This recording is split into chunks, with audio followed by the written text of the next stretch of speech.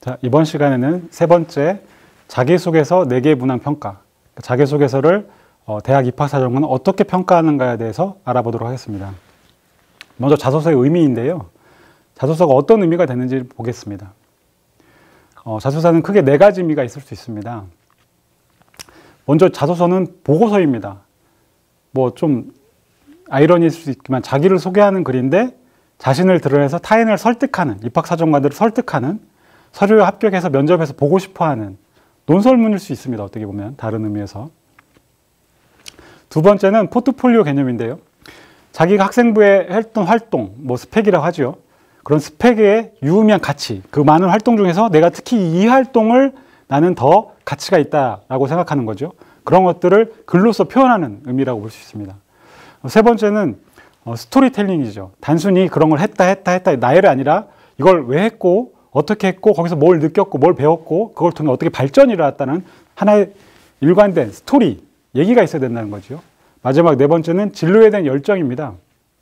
어떤 대학을 어떻게 꼼수를 해가지고 이 대학을 합격하기 이런 것들이 아니라 내가 이런 진로를 가지고 이런 진로를 기반해서 이 대학이 필요한 거고 이 전공이 필요한 거다. 이런 부분들이 묻어나는 게 필요하다는 거죠. 그리고 자소서의 다른 의미를 본다면, 정리한다면, 쓰기 싫은데 자소서를 한 번만 쓰고 이제 대학 갈 때만 쓴다. 이게 아닙니다. 평생 학습대에서는 자소서는 엄청 필요한 거죠. 내가 회사 취업한다. 동아리를 지원한다. 대학교 동아리. 아니면 뭐 창업을 한다. 아니면 뭐 사업에 응모한다. 이렇게 되면 다 자기소개서를 요구합니다. 자, 그런 부분들을 미리 연습한다. 트레이닝 한다라는 의미가 된다면 좀 더 이게 고역스럽고 지루하지 않고 라고 생각할 수 있습니다. 사교육비를 절감하는 의미일 수도 있을 수 있습니다. 자, 두 번째 자기소개서 의미는 별도 평가 요소가 아니라 그 모든, 그러니까 서류 평가라는 중에서 하나라는 거죠. 그러니까 자기소개서만 어떻게든지 잘 쓰면 된다. 이건 절대 아닙니다.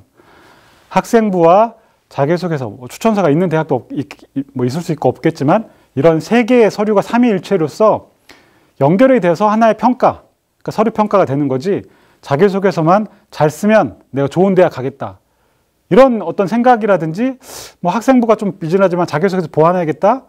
학생부가 좀 그러니까 뭐 이런 식으로 사교육의 어떤 유혹을 느끼는 경우가 많은데 미리 준비를 하고 지금 코로나19로 지금 약간 시간이 있을 때 자기소개서를 준비하는 것도 필요할 의미에서 제가 강의를 하는 겁니다. 나중에 8월 달에 직면해서 자기소개 쓰려면 더 쓰기 싫습니다. 시간은 촉박하지, 학교에선 써오라 하지, 쓰긴 써야 되겠지, 이렇게 되면 자기소개서 정말 나열식으로 되고 전혀 평가에 도움을 주지 못하게 되는 경우가 있습니다. 이렇게 시간이 있을 때 자기를 스스로 정리해보고 내 항목 중에서 어떤 걸 가치를 부여할지를 스스로 정리하는 게 필요합니다.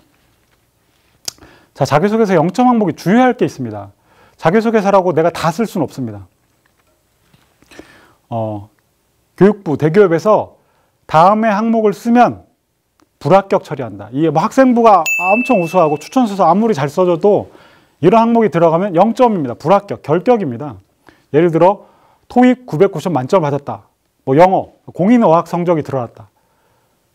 뭐 한자 능력 시험 이런 것도 걸리니까 조심하실 필요가 있고요. 그러니까 이런 것들이 들어가게 되면 점수로서 표현이 돼버리면 불합격입니다. 왜냐하면 사교육 유발 뭐 그런 요소가 있을 수 있다는 거죠. 두 번째는 수학, 과학, 외국어 교과에 대한 교외 수상 실적입니다.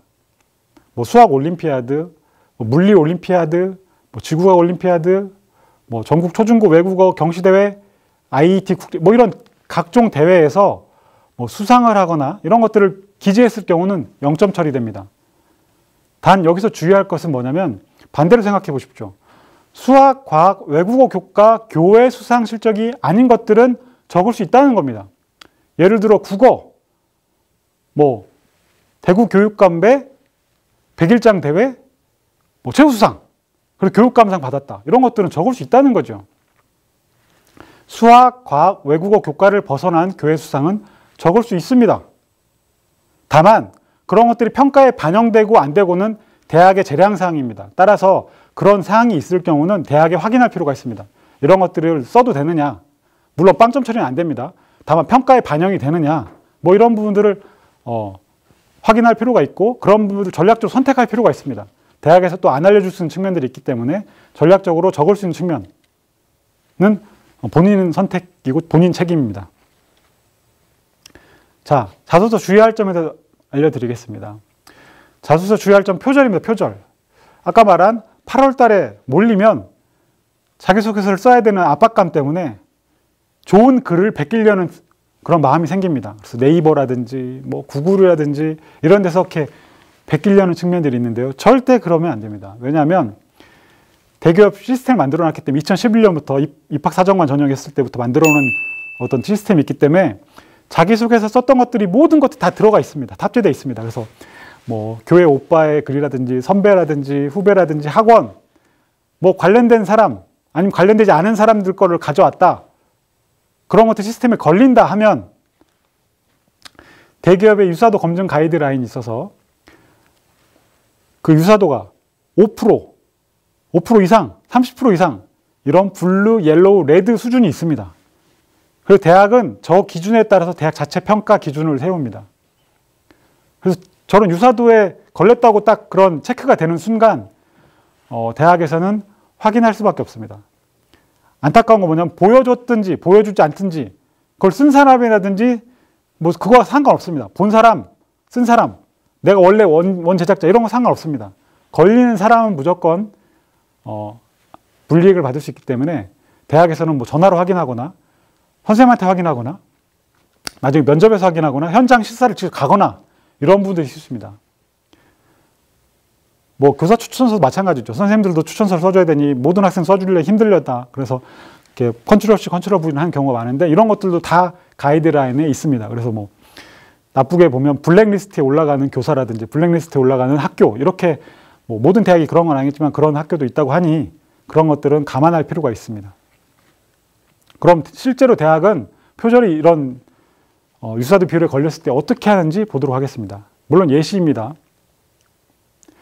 예시인데 경험의 표절 정도지요. 그러니까 이게 뭐 일반적인 것들을 가져온 상관없는데 경험을 가져온 거죠. 뭐 코로나19에서 내가 봉사활동을 했는데 뭐 대구의 동산병원에서 뭐 며칠간 어떻게 봉사를 했고 이런 것들은 그 학생만 할 수 있는 건데 그걸 갖다 오는 거죠.